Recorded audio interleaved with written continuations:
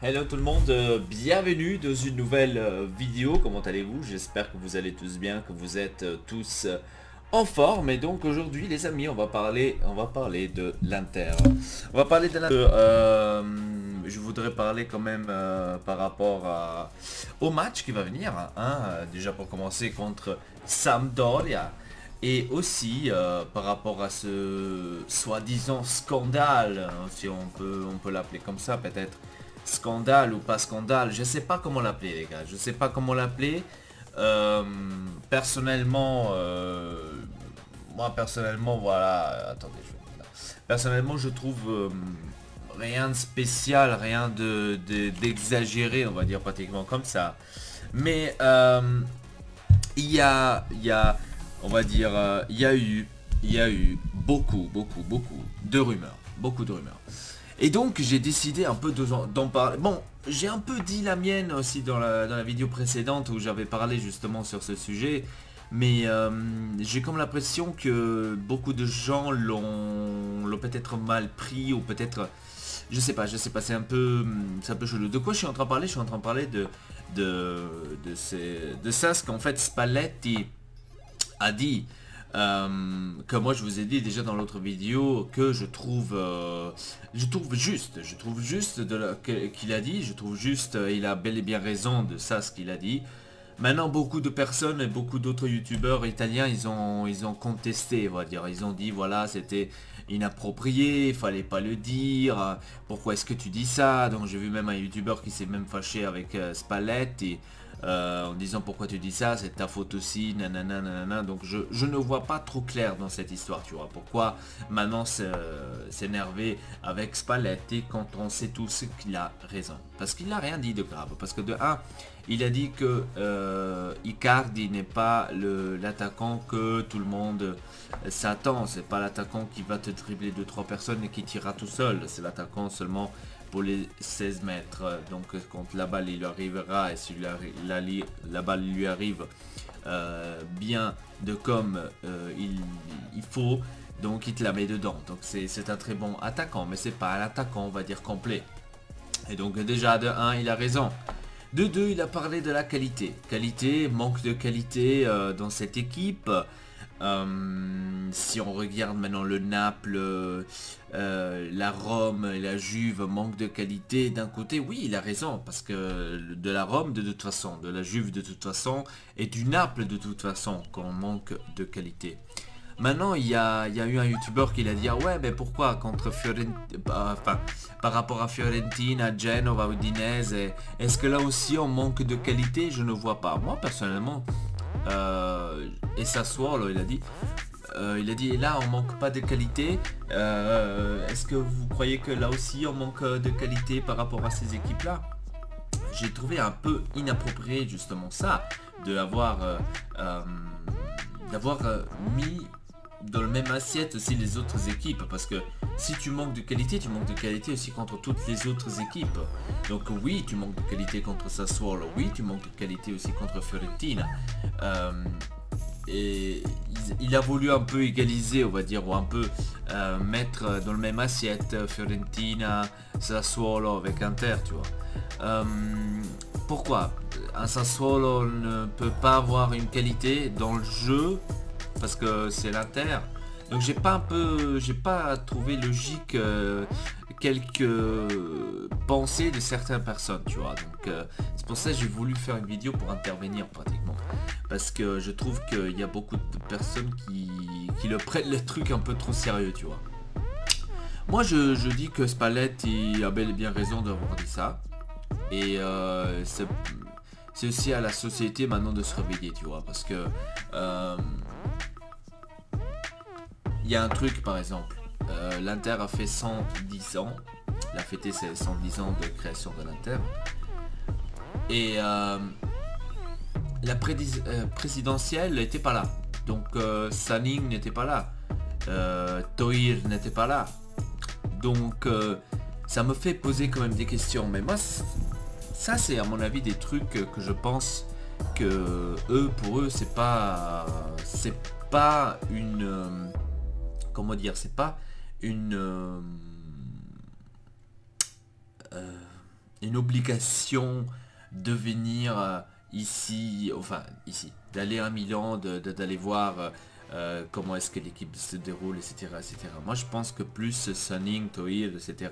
regarde l'Inter comme un business, c'est-à-dire c'est une genre de maison, hein, donc que eux ils ont maintenant à Milan, que c'est à eux, et ça régénère tant d'argent, et tant d'argent part, tant d'argent rentre, tant d'argent on peut investir, etc. Moi je pense qu'à mon avis, eux ils regardent l'Inter un peu de cette façon-là. Certes, tous les autres supporters de l'Inter disent ouais, un président doit être présent, doit être là, la Pianetina, ici et là. D'un côté, oui, je trouve juste de penser cela comme ça, parce que un président, pourquoi est-ce qu'il est là dans le foot, hein, on parle du foot. Mais on est en train de parler de Sanning. Et Sanning, c'est quelqu'un de... je pense, hein, je suis pas sûr à 100%. Sanning, c'est quelqu'un de... c'est un businessman. On va dire comme ça. C'est le président, c'est un businessman, donc il regarde seulement le business et ne regarde pas maintenant les autres choses. Si c'est maintenant une équipe de foot, si c'est maintenant ça, on s'en fout. Si on regarde maintenant les autres équipes en dehors de l'Italie, si maintenant je regarde par exemple, je regarde le Barça, je vous dis clair et net, je sais même pas qui c'est le président du Barça, tu vois. Je sais même pas s'il est présent. Vous voyez à quoi ce que... Je sais pas, peut-être je l'ai déjà vu, peut-être je l'ai déjà entendu. Qui est le président du Barça, tu vois, parce que moi maintenant comme ça, de tête, ça me vient pas. Si maintenant on parle du Real Madrid, je sais, Pérez, boum. Je sais tout de suite. Vous voyez à quoi est-ce que... le Bayern, par exemple. Qui est le président du Bayern? Je sais qu'il y avait d'abord un président qui est allé en prison. Mais maintenant, qui est le président du Bayern? Vous voyez, donc, pourquoi mettre une... Enfin... pourquoi est-ce que ça doit être tellement nécessaire que le président soit là? Tu vois que c'est ça, c'est un truc. PSG, je sais qui est le président, parce que PSG, on entend beaucoup de dépenses, tellement ils ont acheté des joueurs ci et là. Donc c'est plus, on va dire ça. Mais personnellement maintenant, je n'ai pas lu que le président est 24 heures sur 24 aux séances d'entraînement, etc., etc. Certes, il est plus souvent là qu'un Sanning, ça c'est clair net, parce que je lis dans son temps, je lis quand même quelques réactions du président du PSG, il a fait ça, donc je lis quand même des fois des trucs comme ça, oui. Mais sinon, personnellement, je pense pas qu'il est 24 heures sur 24 aux séances d'entraînement du PSG. Donc, voilà, maintenant pour nommer des équipes comme ça, hein, par exemple Manchester United. C'est qui le président du Manchester United? On connaît les entraîneurs, hein. Ferguson, maintenant Mourinho. On connaît les entraîneurs, on connaît même les joueurs. Pogba, Rashford, Fellaini, etc. Mata, etc. Hein, on les connaît. Mais par exemple, le président, je ne sais pas qui c'est. Je sais pas, aucune idée. Je l'ai jamais vu, tu vois. Jamais vu. Donc, est-ce que c'est important d'avoir le président tout le temps chez nos joueurs? Maintenant, peut-être je suis en train d'abuser avec ça, ce que je suis en train de penser, mais moi je pense que ce n'est pas... voilà. Et donc ce qu'a dit Spalletti, pour moi, il a dit bien, il a bien dit, il était clair, c'est ça et point. Maintenant, ils peuvent prendre, l'équipe peut prendre ça comme une motivation en plus, de montrer justement plus à l'entraîneur pour lui dire non, tu te trompes, on peut faire mieux que ça, tu vois. Ça peut être une stimulation en plus. Qui a dit que c'est... Parce que tout de suite, on croit que Spalletti veut partir. J'ai lu vraiment de tout. Spalletti veut partir, Spalletti veut quitter l'Inter. C'est pour ça que maintenant il commence à parler comme ça. Nanana. Donc j'ai vu vraiment beaucoup de trucs comme ça. Et je me suis dit personnellement, pourquoi il devrait faire ça déjà de un? Pourquoi? Pour quelle raison? C'est quoi sa raison pourquoi il devrait faire ça? moi personnellement, je préfère plutôt avoir un entraîneur qui est sincère, qui dit voilà, on est comme ça et comme ça, on peut pas maintenant s'attendre à être là, tu vois. Donc je préfère plutôt avoir quelqu'un qui est clair et net et dire comment sont les choses, que un Ausilio qui dit oui, on a acheté les joueurs pour arriver à la Champions League l'année prochaine, on est bien, on a fait des bons achats, on a fait des achats pour y arriver, etc. Qu'à fin de compte, après, ça fait déjà 7 ans qu'il nous dit ça, et pendant tous ces 7 ans, on n'est pas arrivé une seule fois en Champions League. Donc, qui est maintenant celui qu'il faut détester le plus? Ausilio qui nous dit plein de conneries, ou Spalletti qui nous dit clair et net ce qu'on pense et comment elle est la chose? Vous voyez? Donc, c'est deux trucs différents. Bref, après tout le monde peut penser comme il veut. Voilà, donc pour finir cette vidéo, on va parler du match qui va venir, Sampdoria-Inter. Sampdoria, à mon avis, ça va être très dur. Ça va être très dur comme match parce que eux, ils viennent justement d'une défaite 4-1 contre Crotone, et je crois que c'était 4-1 ou 4-2. De toute façon, là-bas, c'est toujours difficile pour nous. C'est toujours difficile pour nous pour gagner, c'est toujours difficile pour nous pour montrer quoi que ce soit. Donc, je sais pas si...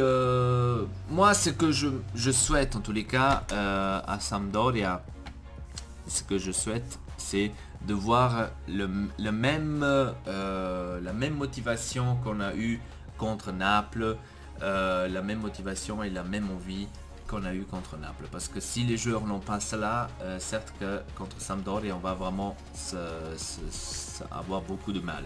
Beaucoup du mal.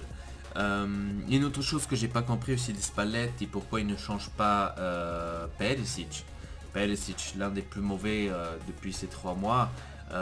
Aucun changement, il ne change jamais, même pas pendant le match, il ne change aucune minute, il est tout le temps titulaire. Je me pose quand même des questions et je me dis pourquoi est-ce que Spalletti fait cela, tu vois. Donc il est en train de se plaindre pour la qualité, mais en même temps il ne fait rien pour que l'équipe fonctionne un peu mieux. Donc on peut dire aussi que d'un côté, dans certaines circonstances, c'est aussi la faute de Spalletti.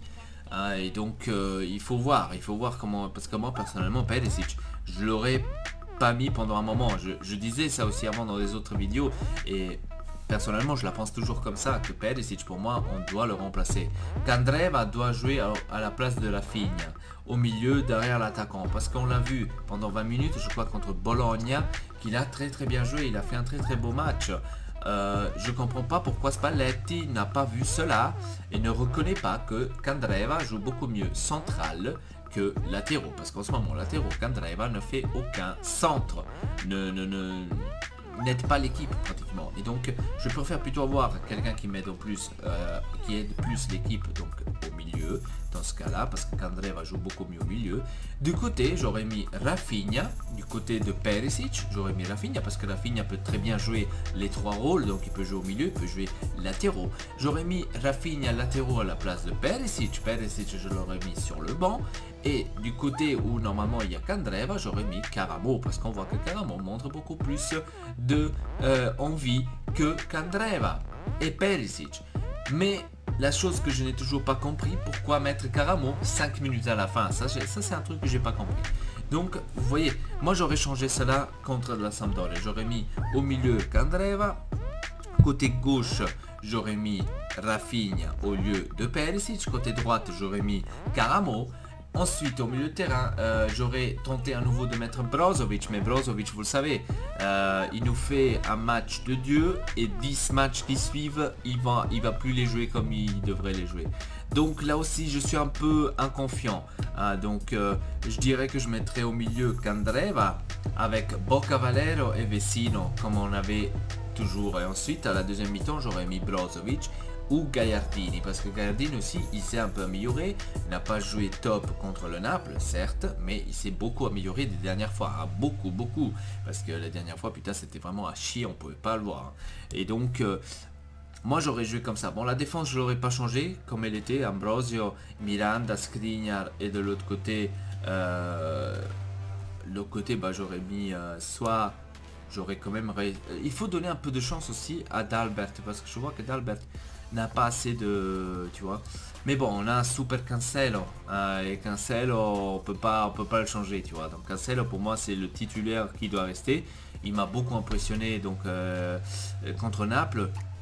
Et il est en train de montrer que ça vaut la peine, ça valait la peine de le prendre. Donc Ambrosio peut-être pourra se la jouer un peu avec D'Albert.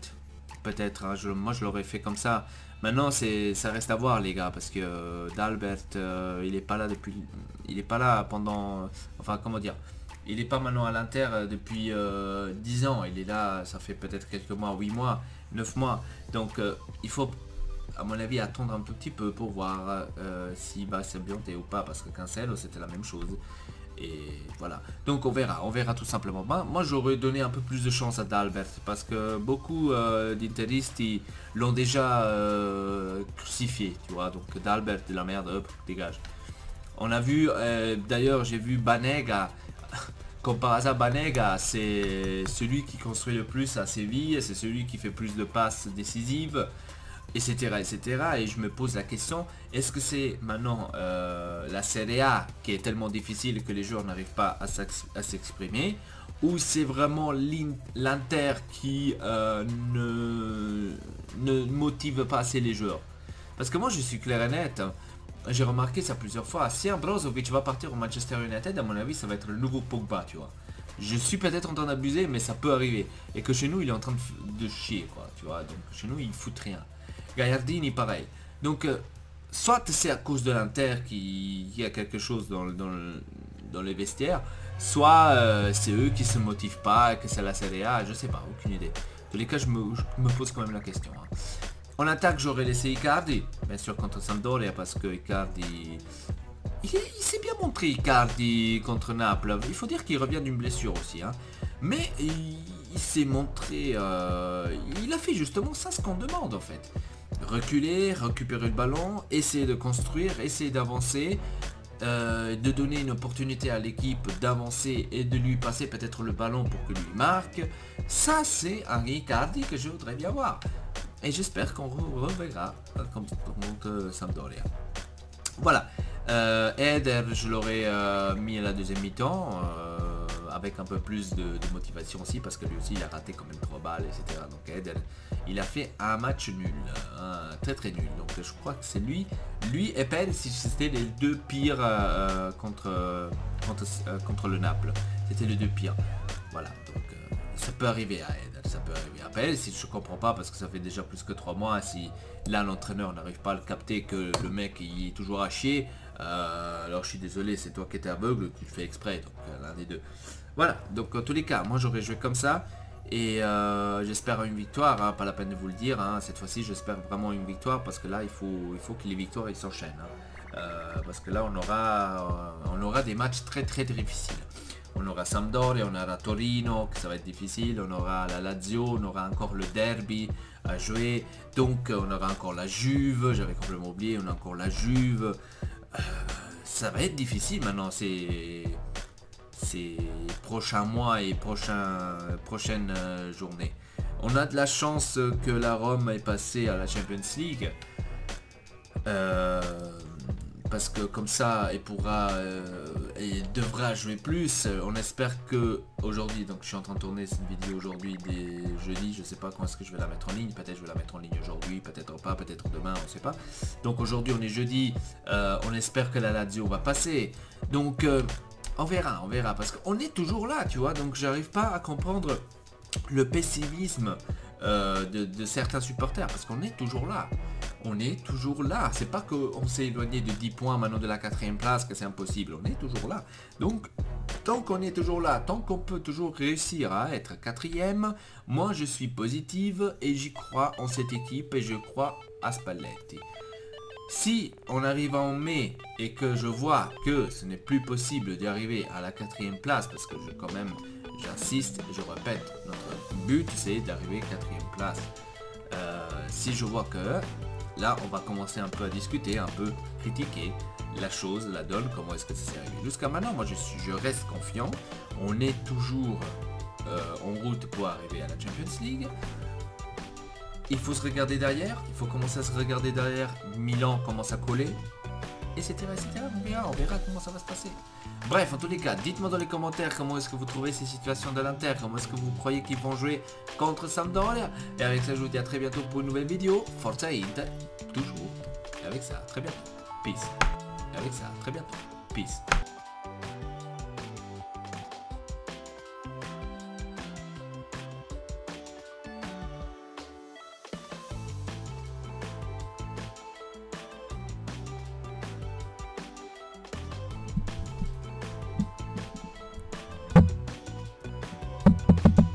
Tu m'entends? Coucou?